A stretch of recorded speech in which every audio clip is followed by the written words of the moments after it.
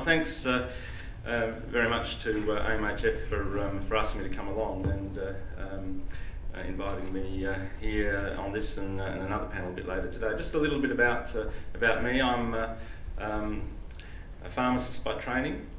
I'm a research professor by profession, I guess, and I'm a carpenter at heart, so that's why my interest in men's sheds. But I'm more than that. I guess I'm a husband, I'm a father, and grandfather, and hopefully in the next few months likely to be a grandfather again. So really looking forward to that. But I asked to go first because I'm I guess really a novice when it comes to my work in men's health. I first got interested in men's health when I was back in about 2008 when I started to do a bit of work in men's sheds. I hadn't been aware of that phenomenon before, and so I was involved when those sheds were only numbering about 150 around the country. And since then, as people know, they're sort of up around the 1,000 mark. But since then, I'm a fairly late comer to academia. I spent a lot of time in hospital pharmacy, came to academia fairly late, came to research even later, and came to men's health later than that. So I started with working in men's sheds, and since then I've had an interest in men's health policy, also in the impact of long distance commuting or fly in, fly out on the physical and mental health of men, and also doing some work around male health promotion. So I'm also a director of the Australian Institute of Male Studies. I'm on the South Australian Men's Sheds Association Committee, and I'm chairman of the Whyalla Men's Shed. So that's me in a nutshell. But what I'm going to do today, at least as to set the theme for the rest of the discussion, is really just to give what I think is a brief overview, predominantly from the Australian context, about what some of the issues are, what some of the issues are going to be that people will face over time, and also perhaps what have been and what might be some of the responses. So this was a question that was posed to all of us on the panel. What does it mean effectively to be a man in the 21st century?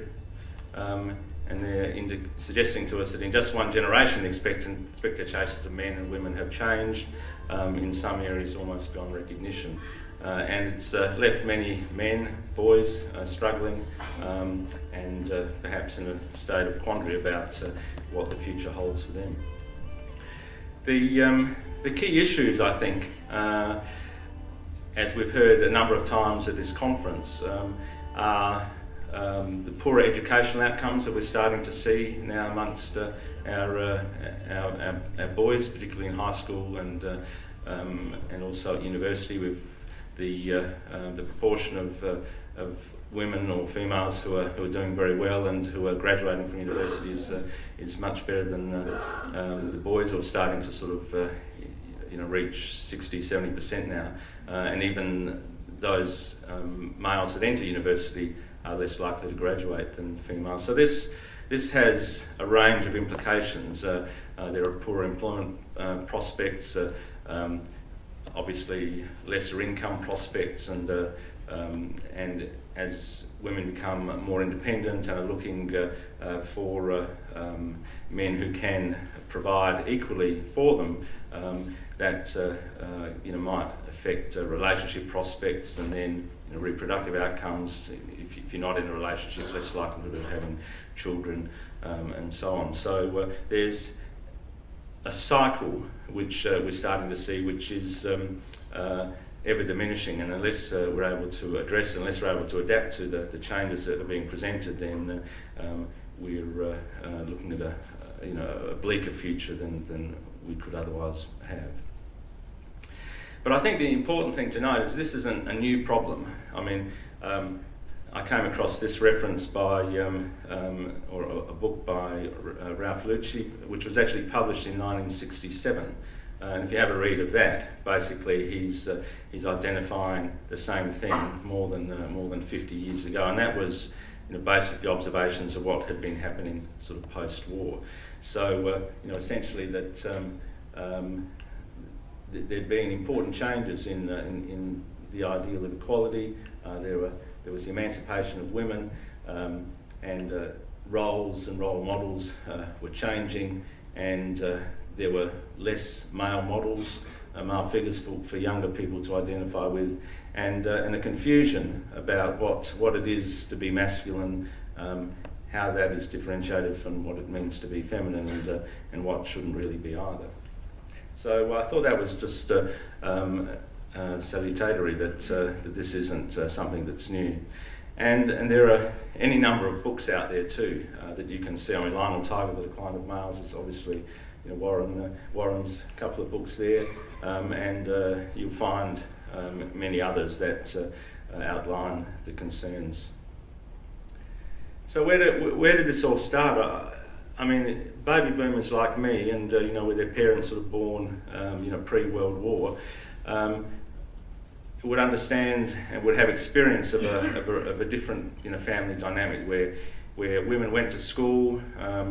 It was certainly in Australia and in the US there wasn't any problem with that. They often worked for a few years, but then they got married, they had children, they stayed home and looked after them, and the husband in return worked, supplied virtually all his income and died, usually in the mid-60s. These days we're living a bit longer. But it was what we called then the nuclear family, and there was an acceptance and a sharing of dwellings, of time, of resources, expectations and dreams, and the roles and responsibilities weren't really questioned, and people lived so supposedly happily ever after, and that was the situation around the war. About 2/3 of families, there was a single income earner. These days, families in Australia are still the predominant sort of social structure, but they're often not married, and only a very small percentage are single income. So what we have now is that, as I said, we have non-nuptial relations, so de facto relationships, and people have various relationships over time. There's clearly increased materialism, which has really meant people have sort of succumbed to the Industrial Revolution and the need for more and more goods. So males and females are obliged to work. There's fewer single income families and so on. And the emancipation of women, which certainly is, I'm not suggesting is a bad thing by any means, but it has changed the nature of our social structure in our society, and we need to be able to respond to that. And I think in many cases the changes have been unexpected, and we're still waking up and realising it. But that's not to say that everything's bad, and not by any means. I mean, families are still more common than not. They still represent about 85% of the social structures in Australia. And many people still live the way their parents did, essentially the same problems, looking for the same kinds of outcomes, solutions to problems and so on. But social climate has changed. Emancipation of women has given women a lot more independence, a lot more freedom. That's a great thing. But in contrast, it hasn't freed men up. Men still have the same or sometimes more responsibilities than they've had in the past, but they've now got less control, less authority, and they are really obligated still to provide not only for families but also for society, often to their detriment, and in the process, because of the issues of emancipation and the feminist impact over years, we've seen diminution of equity in over a range of domains. So it doesn't affect everybody. So not everybody is affected by these challenges, but not directly anyway. But all people are affected indirectly because all society is affected. People are working more. We've got delayed or deferred marriage. We've got fewer children. There's more divorces. Women now, the primary changes, they've got reproductive control, engineered by men, mind you, but so there's opportunity to for them to basically have children or not have children. An increasing proportion of children are being born to single mothers, particularly overseas in some of the Scandinavian countries. And when there is relationship breakdown, whereas in the early part of the 19th century, custody was almost always granted to men. Now 97% of cases, custody is granted to women, and often men are denied access to their children. So some of the manifestations we're seeing are listed here. So we've got really government has stepped in the place of the husband. They have assumed the traditional role, which is really sidelined traditional roles for men. But women, there's more stigma now being unemployed than unmarried. Institutions are becoming increasingly feminised, across a range of domains again, which has resulted in increased disenfranchisement of men. And we're seeing diminishing roles as partners, fathers, providers, and therefore fewer male role models, and boys and men are suffering as a consequence. And some of the symptoms here we've heard during other sessions. So we've got boys not learning how to become men, so the transitions are difficult.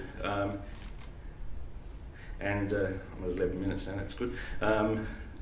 We've got increased risk-taking and other antisocial behaviours, and there are poor outcomes across a number of areas: education, employment, income. And this is a vicious circle because it just continues to feed into to different generations. So they're the symptoms that we're seeing, and what I'm sure our learned colleagues will discuss in more detail, particularly from an international perspective. There have been some important responses, so things are good, and there's a number of different policies that have come out over the last few years, although it's important to note that some of these are at risk, and so there's a lot of work to be done to make sure that these remain at the forefront of government agendas. But by and large, the policies do address those issues that we've talked about before, and they realise the disadvantage and the inequity, and they're taking a social determinants approach to fixing those things. But I think more importantly, I guess men are doing it for themselves. I mean, there are problems, we're not making too much fuss about them, but we're just getting on and doing something about it. And most of this is not government funded, and I apologise if I've left people off here, but there's a number of organisations, a number of initiatives that are coming around, and we're even addressing, so you've got some around just general support, we've got peak bodies, we've got those that are looking at social isolation, we've got those that are sort of research based, we've got counselling services, we've got research activity, we've got Indigenous services, and a whole range of other things. So we're addressing all those symptoms that I described before.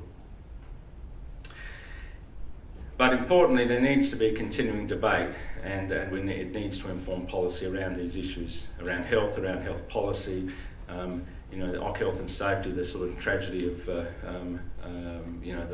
frequency of that men are killed, 2 or 3 men, each day are killed, around the country, and things like suicide and so on that we all know very well.